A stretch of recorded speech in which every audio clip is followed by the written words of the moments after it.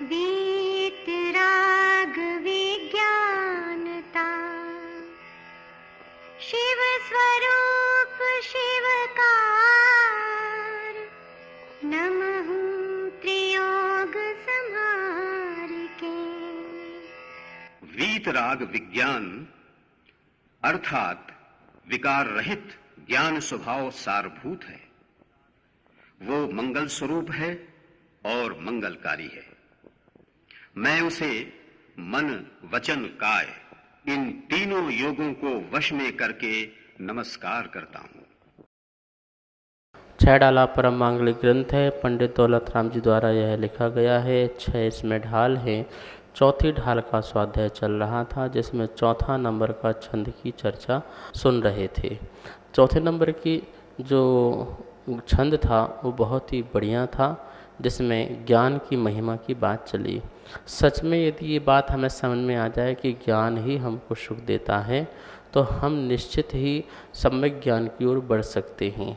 आचार्य भगवान कहते हैं ज्ञानात् त्यागः त्यागात् शांति। ज्ञान से त्याग होता है और त्याग से फिर शांति मिलती है। तो आपने देखा, यदि आपने त्याग कर दिया और शांति नहीं मिल रही है, इसका मतलब है हमारा त्याग ज्ञान से नहीं हुआ है, सम्यक ज्ञान से नहीं हुआ है। दुनिया कितना त्याग करती है, मिथ्या दृष्टि भी कितना त्याग करता है, कितने उपवास कर लेते हैं, कितने व्रत कर लेते हैं, शरीर को सुखा लेते हैं, लेकिन फिर भी बेचैनी, परेशानी, अशांति जो है उनके मन में छाई रहती है, जीवन में छाई रहती है। इसका मतलब है कि वह जो त्याग हुआ है वो सम्यक ज्ञान पूर्वक त्याग नहीं हुआ है। तो ज्ञानात् त्यागः त्यागात् शांति। ज्ञान से त्याग होता है और त्याग से फिर शांति मिलती है, आनंद की प्राप्ति हुआ करती है। यही बात यहाँ पर लिखा गया है पंडित दौलत राम जी द्वारा कि ऐसा ज्ञान के समान जगत में और कोई पदार्थ नहीं है। दुनिया में तुम कहीं जाओ और मिल जाए आपको ऐसा कोई पदार्थ जो आपको सुख दे, जो आपको आनंद दे, तो आप ढूंढेंगे तो आपको कहीं कुछ नहीं मिलेगा। आप किसी भी दुकान में चले जाओ, बोले मुझे सुख दो, भाई मैं सुख नहीं दे सकता हूँ, मैं आपको सुख के साधन दे सकता हूँ पर सुख नहीं दे सकता हूँ। सुख तो तुम्हें अपने ज्ञान से मिलेगा। यदि किसी के घर में मरण हो जाए और उस समय उसको यदि सच्चा ज्ञान मिल जाए तो सुख मिल सकता है। यदि उसके समय कोई बोले चिंता मत करो, तुम्हारी दुकान है, सब ठीक हो जाएगा, पैसा तो आ ही रहा है, बच्चे होनहार हैं, कमा लेंगे, ये कर लेंगे, वो कर लेंगे, ऐसा ज्ञान देते रहो, वो दुखी होगा। लेकिन यदि उस समय उसको आत्म संबोधन मिल जाए, वैराग्य का उपदेश मिल जाए, सच्चा ज्ञान मिल जाए, तो वो सुखी हो जाएगा। कैसा उपदेश, कैसी संवेदना देना है आपको? भैया देखो, चला चली का मेला है, संसार में कोई टिकता नहीं है, आते हैं और जाते हैं। आज उनकी बारी है, कल हमारी बारी है। हम सब उस लाइन में खड़े हुए हैं जिनकी कभी न कभी बारी आना ही आना है। दुनिया में कोई शाश्वत नहीं रहा है, कोई अजर अमर होकर के यहाँ कोई पैदा नहीं होता है। तो इसलिए आप थोड़ा सा धीरज रखें, आप धैर्यता को रखें। इस प्रकार का यदि उसे वैराग्य में संबोधन दिया जाए और देने वाले आते हैं देने के लिए, और शांति भी उसको उसी से मिलती है। उस समय वो कोई बोले चिंता मत करो, 1 लाख का चेक है, ये तुम रख लो, आंखें बंद करो, रोना धोना बंद करो, आप अशांति मत रखो, हंसो मुस्कुराओ, नहीं हंसेगा वो, नहीं मुस्कुराएगा वो, क्योंकि उसके जो आत्मा को कोई खुराक नहीं मिलेगी, सच्चे ज्ञान की खुराक नहीं मिलेगी, तब तक वो सुखी कभी भी नहीं हो सकता है। दुनिया में धन आदि से सुखी हो जाते तो लोगों के पास इतना धन था कुछ पूछो मत। चक्रवर्ती के पास 6 खंड का जो अधिपति हो, 6 खंड का जो अधिपति हो, वो सुखी हो जाना चाहिए था, लेकिन वो भी सब छोड़ करके मुनि बन करके जंगल में जाते हैं, साधना करते हैं, मोक्ष प्राप्त करते हैं। तीर्थंकरों के जो जब राज्य अवस्था में रहते हैं, क्या वैभव की कमी होती है, लेकिन कहीं न कहीं वो वैभव भी अशांति का कारण बनता है। वह संपत्ति, वह परिवार, वह परिग्रह भी अशांति का कारण बनता है। इसके कारण वह उन सबको छोड़ते हैं और जंगल में जाकर के ज्ञान के माध्यम से सम्यक चारित्र में स्थिर होकर के अनंत सुख की प्राप्ति किया करते हैं। ऐसे महापुरुष होते हैं, इनसे प्रेरणा लो, पुराण ग्रंथों को पढ़ो, चारित्र पुराणों को पढ़ो कि क्या क्या वैभव था, क्या क्या ऐश्वर्यशाली थे, लेकिन ये सब छोड़ करके भी क्या हो गए, ये सब छोड़ करके आनंद में हो गए। जब तक इसको पकड़े रहे, मिथ्या ज्ञान से पकड़े रहे, तब तक दुखी थे, और जैसे ये छोड़ा तो सम्यक ज्ञान प्रकट हुआ, सम्यक ज्ञान से उनको बड़ी आनंद की प्राप्ति हुई। तो ज्ञान समान न आन जगत में सुख को कारण, यही परमामृत जन्म जरा मृत्यु रोग निवारण। यही अमृत ज्ञान जो है हमें संसार में भटकने से बचा सकता है, संसार में अटकने से बचा सकता है, संसार जो दुख हैं वो सागर है दुख का, उसमें से बचा सकता है और हमें संसार सागर से पार लगा सकता है। ये ज्ञान की ऐसी महिमा है। इस महिमा के बारे में तो हम 1 महीने तक लगातार भी बोलते रहें तो शायद इस ज्ञान की महिमा की चर्चा पूरी ना हो पाएगी। संक्षेप में इतना ही समझ लें कि ज्ञान सुख का कारण है, ज्ञान से ही संतोष धन की प्राप्ति होती है, ज्ञान से ही महा आनंद प्रकट हुआ करता है। ठीक है ना। अब देखिए आगे के नंबर का जो 5वां नंबर का जो छंद है उसमें से ये बताएंगे कि ज्ञानी और अज्ञानी कैसे कर्म नाश करता है। ज्ञानी जो है कर्म नाश करता है और अज्ञानी जो है वह कर्म नाश नहीं करता है, कर्म को बढ़ाता है। तो ज्ञानी अज्ञानी के कर्म नाश के विषय में अंतर, दोनों में क्या अंतर है, कर्म के नाश करने में क्या अंतर है, तो इस बात की भी चर्चा 5वें नंबर के छंद में पंडित दौलत राम जी कर रहे हैं। आइए बड़े ध्यान से उमागर की आवाज़ में ये 5वां नंबर का छंद आप सुने। कोटि जन्म तप तपे ज्ञान बिन कर्म झरे जे, ज्ञानी के छिन मेति गुप्त ते सहज टरे ते, मुनिव्रत धार अनंत वार ग्रीवक उपजायो, पै निज आत्म ज्ञान बिना सुख लेश न पायो। बहुत सुंदर छंद है और इस छंद के माध्यम से हम कभी कभी भटक भी जाते हैं, क्योंकि इसका अर्थ हम सच्चे अच्छे से नहीं लगा पाते हैं। हम टारगेट मुनि का बना लेते हैं, ओहो मुनि अनंत बार, ए भैया अनंत बार मुनि बन गया, देखो आत्मज्ञान नहीं प्राप्त किया, संसार में भटकता रहा, हमें नहीं बनना मुनि, हमें नहीं बनना है मुनि। तो भैया यहाँ पर वस्तु स्वरूप को अच्छी तरह से समझना पड़ेगा। कहीं ये पंक्ति तुम्हारे भटकाव और अटकाव के कारण न बन जाएं, इस बात को भी समझ के रखना है। वैसे तो पंक्तियाँ जो लिखी, छंद लिखा हुआ बहुत स्पष्ट है। पंडित जी ने यहाँ पर मुनि का उदाहरण देके समझाया है। श्रावक का उदाहरण क्यों नहीं दिया? श्रावक का उदाहरण देते तो श्रावक रूठ जाता। श्रावक जो है बोलता हमें कैसे बोल दिया ऐसा, हम कैसे अनंत बार अनुव्रति बने, देशव्रति बने और अनंत बार संसार में भटकते रहे, ये कैसी बात लिख दी है।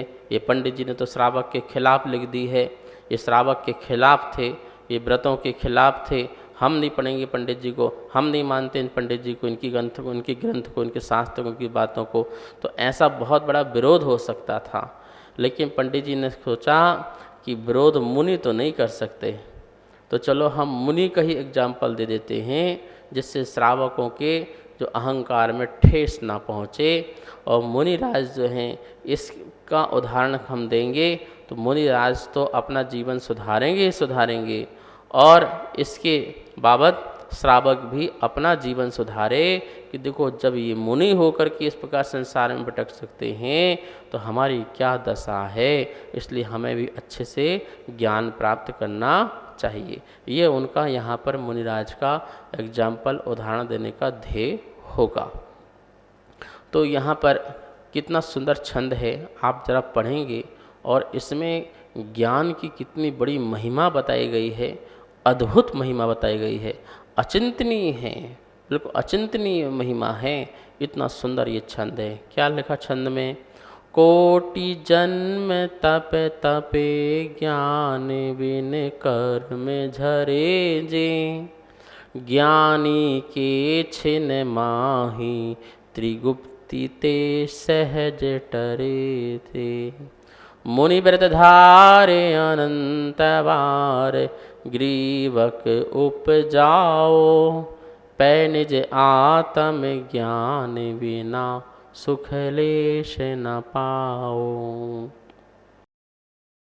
पहले एक एक शब्द का अर्थ समझ लेते हैं। देखिए क्या लिखा है यहाँ पर, कोटि जन्म करोड़ों जन्मों तक तप तपे, तप तपने से या तप करने से, ज्ञान बिन सम्यक ज्ञान के बिना, कर्म झरे जे, जे जितने कर्म झरे नाश होते हैं, नाश होते हैं। दूसरे छंद के लास्ट में ते लिखा है, उतने कर्म ज्ञानी के, जो सम्यक ज्ञानी जीव के, छिन माही क्षण मात्र में, त्रिगुप्तिते, त्रिगुप्तिते मन वचन और काय की ओर की प्रवृत्ति को रोकने से, मन वचन काय की जो प्रवृत्ति है उसको रोकने से, सहज सरलता से टरें नष्ट हो जाते हैं, नष्ट हो जाते हैं। जो करोड़ों करोड़ों वर्षों तक जो है साधना करते हैं, तप करते हैं, किसके बिना? ज्ञान के बिना, उनकी जो निर्जरा होती होगी और ज्ञानी के क्षण मात्र में ही उन कर्मों की निर्जरा हो जाती है। उदाहरण दिया है, मुनि व्रत धार, मुनियों के महाव्रतों को धारण करके अनंत बार, अनंतों बार ग्रीवक, ग्रैवेयक उपजायो उत्पन्न हुआ, 9वें ग्रैवक तक उपजाया मतलब उत्पन्न हुआ। 16 स्वर्ग होते हैं, 16 स्वर्ग के ऊपर 9 प्रकार के ग्रैवक होते हैं और उन ग्रैवक में भी यह जीव उत्पन्न हो गया। मुनि व्रत को धारण करके कठोर कठोर साधना को करके फिर भी परंतु निज आत्म ज्ञान बिना, निज अपने आत्म ज्ञान, आत्म का ज्ञान बिना रहित सुख लेस न पायो। सुख है मतलब शांति, सुख है, लेस न पायो, लेस किंचित मात्र भी ना पायो, प्राप्त ना कर सका। यह मुनि व्रतों को धारण करने के बाद भी और उसके प्रभाव से ये 9 ग्रैवक तक उत्पन्न हो गया, लेकिन आत्म का ज्ञान न होने के कारण इस जीव ने लेस मात्र भी, किंचित मात्र भी सुख को नहीं पाया। तो देखा आपने आत्मज्ञान कितना सर्वोपरि है। यहाँ पर बहुत सारी कुछ बातें हैं जिसकी अपन को चर्चाएं करना है और थोड़ा सा इसको समझना है, क्योंकि यदि इसको ढंग से नहीं समझा तो अर्थ का अनर्थ भी बहुत कुछ हो सकता है।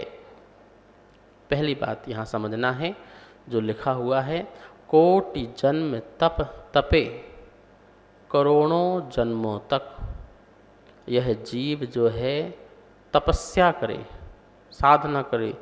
1-2 दिन की बात नहीं कह रहे हैं, करोड़ों करोड़ों वर्ष। करोड़ों वर्ष तुम्हारी उम्र कितनी है? कितनी है? 50-100, ज़्यादा, इससे ज़्यादा क्या होगी? और यहाँ बात किसकी चल रही है? करोड़ों वर्ष, मतलब कि एक एक पूर्व कोटि की आयु लेने वाले जो जीव हैं और वो साधना की ओर बढ़ जाएं और करोड़ों करोड़ों वर्षों तक साधना करते रहें, भूखे प्यास रहें, ठंडी गर्मी बरसात सब कुछ सहन करते रहें, उपवास करें, अनशन करें, काय क्लेश करें, वृत्ति परिसंखान तप तपें, बहुत कुछ तप तपें, पर ज्ञान बिना। कौन से ज्ञान बिना? सम्यक ज्ञान के बिना, सच्चे ज्ञान के बिना करोड़ों करोड़ों वर्षों तक साधना करते रहे। जैसे मतलब किसी व्यक्ति को पता नहीं है और उससे बोल दो तुम जाओ पहाड़ में खड़े हो जाओ, और क्या बोलते, खड़े रहो और साधना करते रहो, सब कुछ बढ़िया हो जाएगा। तो वो खड़ा हुआ है, अब वो भूख प्यास सब सहन कर रहा है। तो बोले ऐसे करोड़ों वर्षों तक खड़ा रहे तो क्या होगा, जब उसको पता ही नहीं है। जैसे किसी के सिर पर बोझा लाद दो, कुली होता ना कुली, उसके सिर पर बोझा लाद दो और बोले चलो, तो सुबह से शाम तक वो चल रहा है चल रहा है चल रहा है। तो भैया जब पता ही नहीं है तुमको जाना कहाँ है, कितनी दूर जाना है, बस चल रहा है, तो बोलो उसका बोझ हल्का हो पाएगा क्या, उसका दुख दूर हो पाएगा क्या? उसको पता ही नहीं है। पूछो कहाँ चलना, बोले मुझे नहीं पता, चल रहा हूँ बस, जहाँ बताएंगे वहाँ रख देंगे। तो ऐसे लोग दुखी ही रहेंगे। ऐसे ही जो बहुत उपवास कर रहे हुए हैं, व्रत कर रहे हैं, त्याग तपस्या कर रहे हैं, साधना में लगे हुए हैं, लेकिन मोक्ष के लिए, कर्म की निर्जरा के लिए वो नहीं कर रहे हैं, कुछ प्राप्ति के लिए कर रहे हैं। क्या प्राप्ति हो जाए?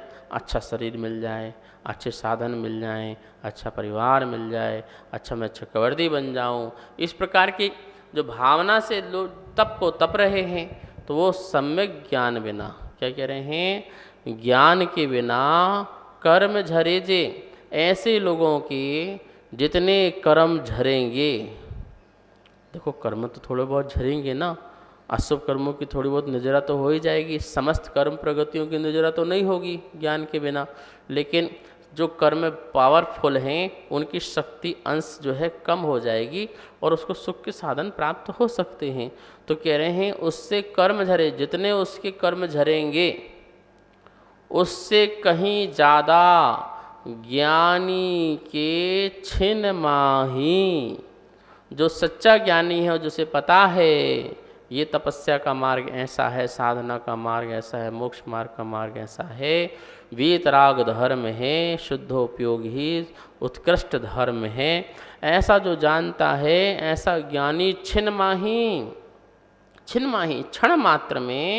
क्षण मात्र में जैसे चुटकी बजाई इतने समय मात्र में त्रिगुप्ती मन वचन और काय, मन को रोका, वचन को रोका और काय को रोका, इनकी कुचेष्टाओं को रोका और इनमें साम भाव लाया और उसी समय सहज भाव से, कौन भाव से? सहजता से, सरलता से, बिल्कुल सरलता से, सहजता से टर जाते हैं, नष्ट हो जाते हैं। कौन?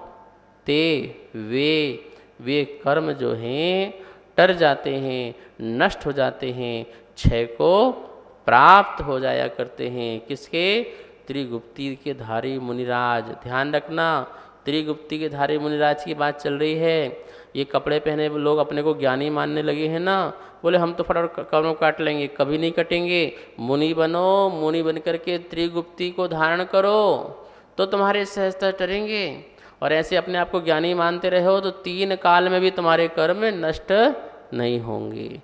इसमें और भी चर्चाएं बहुत सारी हैं, अपन कल करेंगे, आज समय हो गया है। आइए माँ जनवाणी की स्तुति करते हैं। वाणी के ज्ञान ते सूझे लोकालोक, सो वाणी मस्तक नमो, सदा देत हूँ धोख, सदा देत हूँ धोख। इस कार्यक्रम के पुण्यार्जक थे श्री खंडेलवाल दिगंबर जैन मंदिर, राजा बाजार, कनॉट प्लेस, नई दिल्ली, एवं श्री खंडेलवाल दिगंबर जैन मंदिर, वैदवाड़ा, दिल्ली के अंतर्गत खंडेलवाल दिगंबर जैन पंचायत, दिल्ली। जिनेंद्र जैन नरपतिया अध्यक्ष, धीरज जैन कासलीवाल महामंत्री, विजय लोहाड़िया विक्की उपाध्यक्ष, गौरव पाटोदी मंत्री, विनोद पांड्या कोषाध्यक्ष।